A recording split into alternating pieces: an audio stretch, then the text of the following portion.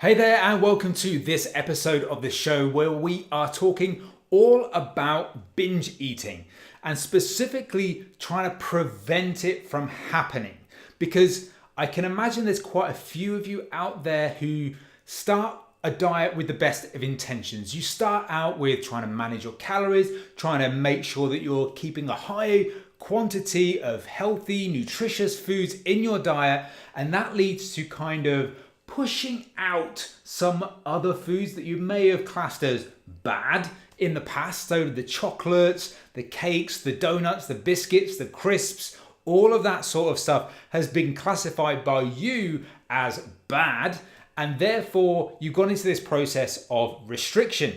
Now that restriction has only lasted for a certain period of time until you got to the point where you kind of couldn't sustain it any longer, and that led to some form of chocolate, salt, fat, sugar-coated binge-a-thon over the course of an afternoon, an evening, or maybe even an entire day. And that's led you to feel really fucking shit about the whole process, really shit about your own ability to actually achieve what you want to achieve. Because I know deep down inside you desperately want to achieve your goal, whether that is to lose some weight, drop some body fat, build some muscle. Effectively, you want to turn your life around almost so that you feel confident about your own body, you feel comfortable in your own skin, and you feel like you've achieved what you want to achieve. But right now, these sort of continued patterns of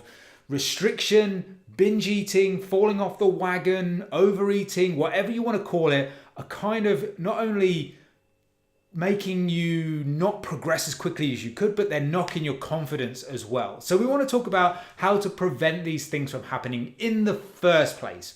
Now, I'll say right from the outset that this is not about a specific binge eating disorder, so to speak. If that's the case for you, where you feel like psychologically, emotionally, you're in this sort of almost eating disorder trap, then my suggestion is that you stop dieting completely. Dieting is not for you right now. You need to improve your relationship with food, maybe even seek some professional help in that process. And that's not a bad thing. That's not something to be ashamed by. Getting help and getting support so you can get a better relationship with food is always going to be the best scenario in that case. But when I talk about binge eating in this scenario, it's much more of a not as serious, let's say, quote unquote, sort of condition. It's more to do with the fact that you're just slightly going off your diet on a regular basis just because of certain things that we can sort out from just a different style of approach to your nutrition rather than some deep-rooted psychological thing that may be impacting your ability to stick to your diet. So just wanted to say that before we get launched straight into the meat and potatoes of this episode of the podcast, or should we say the meat, potatoes, and 2 donuts. Don't know. But anyway, binge eating is often triggered by a number of different things. Now, most of the time, it's down to like a level of over-restriction, then compounded by some other different variables. So again, like people often go into a dieting phase thinking that restriction is the way to go. So if I cut out all of this sort of stuff, then yes, I'll have less calories, I'll be in a calorie deficit, and therefore this will all be brilliant. And that sounds good on one particular scenario. It's often an easy way to go about it. So for example, if you're not tracking calories, and you don't have to track calories in order to lose weight, and you don't have to track calories in order to be in a calorie deficit. So a non-tracking method may be something like intermittent fasting. It may be something like the ketogenic diet. So therefore you are just placing a restriction on yourself that helps and supports you to a calorie deficit. So if you use the keto as an example, say stripping out a whole, macronutrient group of carbohydrate is really going to enhance your chances potentially of creating a calorie deficit. It's not guaranteed, but in cutting out that entire food group or that entire macronutrient group is certainly going to help that if your natural food choices are towards more carbohydrate dense foods. But that comes with its own problems, because if you really love carbohydrate, then that restriction is almost like a ticking time bomb that you can't sustain. So again, think about when you're going to these different diets, these different scenarios, is this level of over restriction? Is this an over restriction that I won't be able to sustain when I'm weeks and weeks into this process? So think about that. The next thing that might be happening is stress. So when you are stressed, maybe it's a work stress, a financial stress, anything like that, that can lead to some different patterns of thinking. It can lead you to some sort of emotionally driven eating behaviors. So if you've got very, very high stress levels and you keep binge eating, then again, that can be a sign of something that's more deep rooted that you need to try and resolve and you need to try and work through as well. You might then have a particular emotional event, maybe a breakup, maybe a bereavement in the family, something like that. If these different life events keep happening and your natural sort of tendency is to go and deal with that via food and comfort eating, then again, this is a sort of a pattern that you're going to have constantly come up. Other things would be like a lack of sleep. So a lack of sleep is known for us to kind of reduce our inhibitions when it comes to food. You're going to make slightly poorer food choices the following day if you're very, very sleep deprived. So think about maybe a time when you've maybe gone out on the piss. Okay, the alcohol has fueled some fucking poor decisions, not just in a food-related environment, but also in a food-related environment.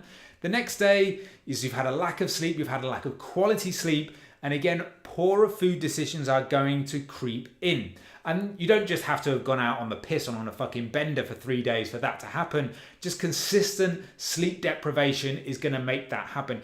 It's also a potential for your hunger hormone ghrelin to increase. And therefore, again, you've got this appetite increase. You've got this reduced inhibition to eating more calorie dense, more quote unquote unhealthy foods. That sort of perfect storm is potentially going to lead you to make poorer food choices, eat more, and then potentially put on more weight. You've also then got a scenario of highly palatable foods. Now, highly palatable means it fucking tastes amazing. So think about foods that are high in sugar and fat and potentially salt as well. So it's not just sugar. People kind of demonize sugar and just say, well, sugar, I'm addicted to sugar and all this sort of crap. It's actually just really fucking tasty food. You're not necessarily addicted to it, but when you start eating it, it's very easy to eat more of it. It's very easy just to keep going and going and going because it fucking tastes good. Because your brain has this hit of this sugar, this fat, this potentially, depending on what you have, salt, protein, whatever it is you're having, if it's got this mix of all these foods which your body craves almost, then it's very easy just to keep eating and eating and eating and not be able to press that stop button. So if you've got lots of highly palatable foods in your diet, then the chances of you having these overeating episodes are really going to be much, much higher. Because let's face it, no one ever fucking binged eat on broccoli, did they? So let's deal with the first ones first. Restriction. So if you are overly restricting your diet, possibly the first thing you're going to look at is your calories. Are your calories too low? We've talked about on previous podcasts that yes, rapid fat loss is potentially a thing. It can be a good situation and a good tool to use for the right person in the right circumstances at the right time.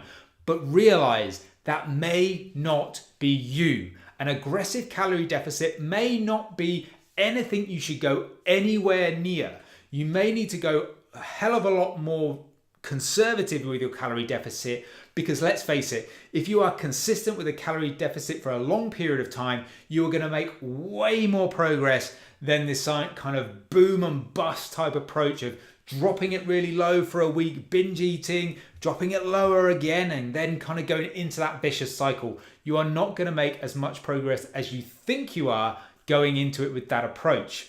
So you're kind of creating potentially this Also, this scenario where you've got good and bad foods. As we talked about before, you've got donuts, which you said, oh, these are fucking bad. Donuts are fucking bad. Chocolate's fucking bad. Therefore, I've got to cut it all out of my diet. I can only eat clean foods that have been dipped in fucking fairy liquid and washed and scrubbed clean. They're the only foods that I can have. They're the only foods that I can let pass my lips. And that's creating a bad relationship with food.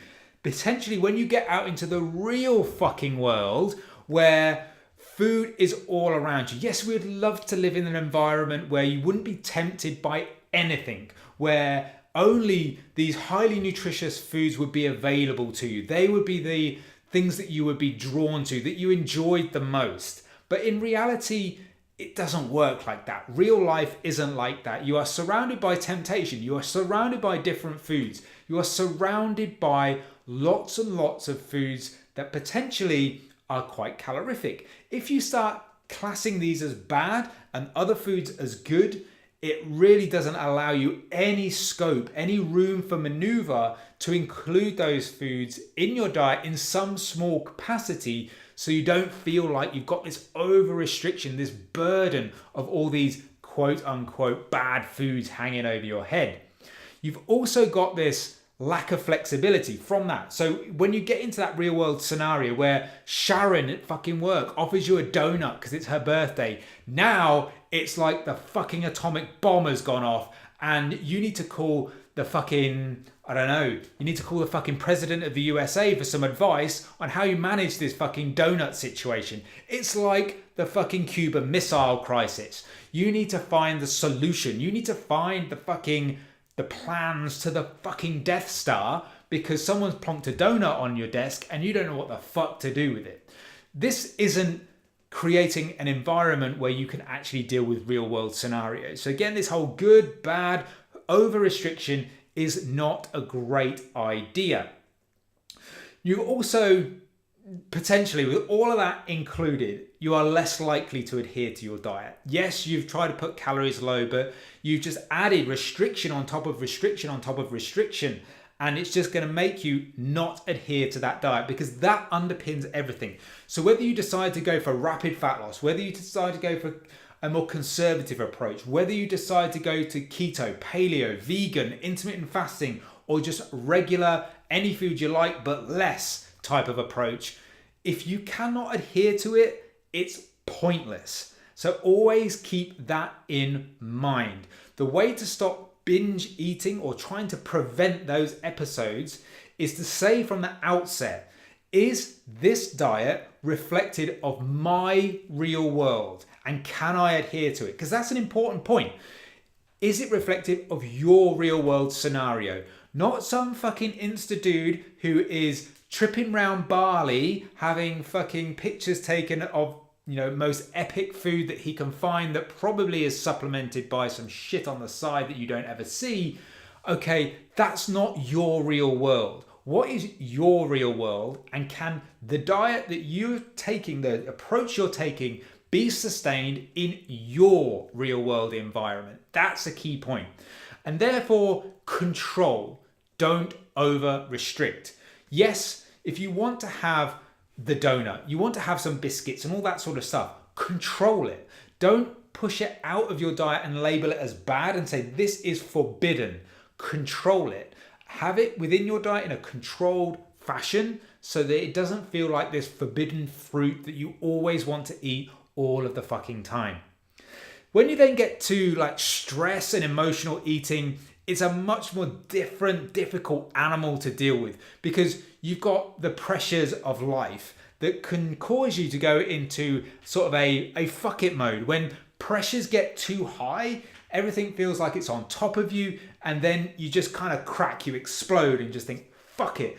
And often, like the food side of things and sticking to the diet seems to be almost like the thing that's going to pop first because, pressures of work, pressures of family life are quite significant. Whereas like sticking to a calorie number or just trying to be a little bit more healthy with your diet is often seen as a little bit more of a minor thing. So that's the thing that you can allow to go bang. You're not really going to let your career go fucking bang or your family life go bang. It's the diet that you're going to let go. So you don't want to have to, I'd say, try not to think about food so much. Create an approach where you have almost food is on automatic pilot. If you are in a situation where you can prep in advance, where you can plan out meals and things like that, and you can create these scenarios where if you feel like you're going off track, then you can have X food, Y food, and it not feel like a complete train smash. Obviously, you want to try and de-stress. That's going to be an easy thing for me to say, but a difficult thing to do in fucking real life. But any way possible, whether it's fucking woosah in your ears, or whether it's going to a spa, or whether it's just talking your problems through with your family, de-stressing is going to be a vital way of doing it, whatever that means for you. Also, manage your food environment. So what foods are you surrounding yourself with? If you are someone who is at a high degree of risk of these sort of things because you have a high pressure job, let's look at that as a scenario. If you have a high pressure job, you're always coming back home, and then the release of the gasket comes when you then go and dip into the freezer and you have an entire tub of Ben & Jerry's. Okay, so managing your food environment would be a great way to kind of approach that. Now, managing your food environment would be, if the Ben & Jerry's tub is the ultimate trigger, that's where you're going to end up after a harsh day at work. That's where you're going to end up knee deep in freaking fish food, caramel sutra core, peanut butter cup, whatever your flavor is. There's just a hint as to what mine is. Then take those foods out of your food environment. Don't have them in the house. If it's literally that much of a problem for you, don't feel ashamed that you just don't have them in the house. And therefore, how likely are you then to binge on those food if they're just not there? So manage your food environment. Remove foods that will take you way off course. Replace it with fucking tub of Halo Top that's like 320 calories or something like that instead of 4 times that amount. Again, manage that food environment. Know your triggers. Know the times of the month, maybe when you've got high pressure at work where these things keep coming round and round again. Know those times. Know those pressures. Know those triggers, and know where you'll end up when that trigger hits, and start to manage that. And also think about if-then scenarios. Something I've talked about on previous podcasts is to say, well, if this happens, then I will do this. And that's especially good if these are repeat scenarios. Maybe you've got this like regular report that has to happen for like finance. The finance team are on your ass because you've got to submit this fucking report every freaking month or whatever it is, and it's always a race against time to have it finished, and that kind of leads you to long hours and shit like that. Now, if you know that's going to happen, create an if-then. So if I'm in this situation where finance are up my fucking ass and I feel pressured and I feel like going for the tub of Ben & Jerry's, then I will do this. And that then creates that scenario in your head, and it creates that, again, that habit, and that trigger is known, and you can start to change it and modify it. The next one then we talked about was sleep, or the lack thereof. So with appetite going up with sleep deprivation, and the likelihood you're going to make some poorer food choices is really, really high. So again, focus on your sleep. Focus on trying to get as much high quality sleep as you possibly can. Now again, that's easier said than done in a lot of scenarios. If you've got small children, maybe they are keeping you up through the night, so it's difficult. Maybe you're very stressed, so you're waking up multiple times throughout the night. Again, it's easy for me to sit here and say, just get more sleep. But you've just got to try and prioritize it. Not try to think about sleep as this thing that seems to happen as soon as you're completely burnt out at the end of the day, then you just fall asleep. Try and think about actively creating some processes day to day that enable you to create a good sleep environment and a good rhythm. Maybe you go to bed at the same time, wake up at the same time, and just try to do things that optimize your sleep. That would be something that you could do. The next one then is the highly palatable food. So as we mentioned before, if the foods are more dense in sugar, they're dense in fat, they're dense in, if they've got sugar, fat, protein, and salt, it's really, really, really fucking easy to just overeat on them. For example, one I like to use is if I just gave you a plain bowl of rice, just plain bowl of rice, nothing with it, and you just started eating that. you get bored of that pretty quickly. But then if I still sprinkled on it your favorite chili sauce or something like that, and then said, do you reckon you could have a few more mouthfuls? Of course you fucking could. You'd be spooning that shit into your face again and again and again. This highly palatable, these tasty foods, once you start, they're much easier for you just to keep fucking going. That highly palatable nature of those foods keeps you eating more or wanting to eat more, or it reduces the barriers to you stopping. So the more less palatable foods you have in your diet, the greater the chances of you being able to stick to your diet. Now, this is kind of a little bit of a tug of war situation. So when we first started, the first thing we said was don't think about foods as good or bad. And that's still the case. You definitely shouldn't. And in terms of like not overly restricting and removing all these foods, you just have to strike this balance, and it's going to be different for everybody. And it might be difficult for you to find that balance for yourself, but you might have to say, okay, I can't control when I start to eat these foods, so I'm going to have a lot less of them.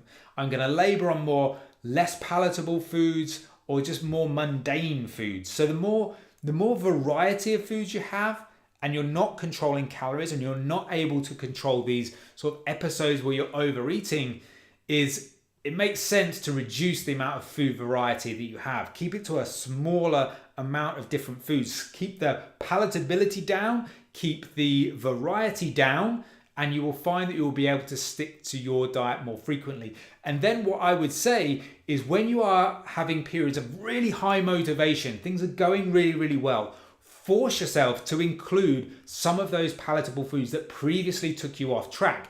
Because right then and there, you are going to feel more in control because things are good. You're not coming at it from a point where, all right, I'm feeling shit now, so now I'm going to try and get a fucking tub of ice cream into my diet. I'm actually feeling fucking good. So now I'm going to have this tub of ice cream. It's going to be well controlled. I'm going to manage my diet elsewhere, and it's going to be perfectly fitting in, and I'm going to feel good about it. So that's kind of a way to reduce palatability, reduce food variety, but also include some of those foods that you love and are highly palatable, but it just done in a way that means you're not over restricting and you're not just going batshit fucking crazy as well at the same time. But remember, every situation for every individual is different. The fundamental things you need to do is stick to the fucking basics. So get calories on point. Make sure your food choices are mainly highly nutritious ones. Again, reducing the variety, reducing the palatability overall will certainly help. Get your stress down as much as possible. Get your sleep up as much as possible. And watch out for those triggers. So just a quick recap then. So if you're in a situation where you are continually going off the rails, you are continually overeating, having these overeating episodes, there are a few things that you can do and a few things that you can focus on in order to bring things back into line. The first thing is just to make sure your calories aren't too fucking low. Yes, the bigger the calorie deficit, the more progress you may make, but that will be all completely shot to shit if you can't adhere to it for more than a couple of days. So be potentially more conservative with the calorie deficit, and then just be consistent for a longer period of time. Try and reduce your stress. Try and increase the amount of quality sleep you have. If you are struggling with these overeating episodes, look at your food choices. Make sure they're highly nutrient dense. Try and reduce the food variety you have, and maybe even reduce the palatability of the foods that you have. But also understand what your triggers and your habits are, and try and put process in place that start to manage those. So hopefully this episode helped you understand kind of what's happening and how to try and prevent some of those binge eating and overeating episodes that you're having on a continual basis. If it did help you, come over to Instagram and let me know at iron_paradise_fitness. Always happy to read your messages and respond and have a little bit of a chat with you as well. And if you want more information, you can go to ironparadisefitness.com, where you'll find articles, you'll find more podcasts, you'll also find a free Lean Life Kickstarter pack, which is perfect if you are a beginner. So there'll be a 4-week training program, male or female, that you can download for free. There's also a guide on how to calculate how many calories you should be eating to lose weight or to build muscle. There's also guides on dealing with cravings. There's free recipe packs, all for free. So go ahead, download that. If you are a beginner just getting into this process, that is ideal for you. But for now, all I'm going to say is thanks very much for listening. Thanks very much for watching. Keep living the lean life, and I'll see you for the next episode of the show.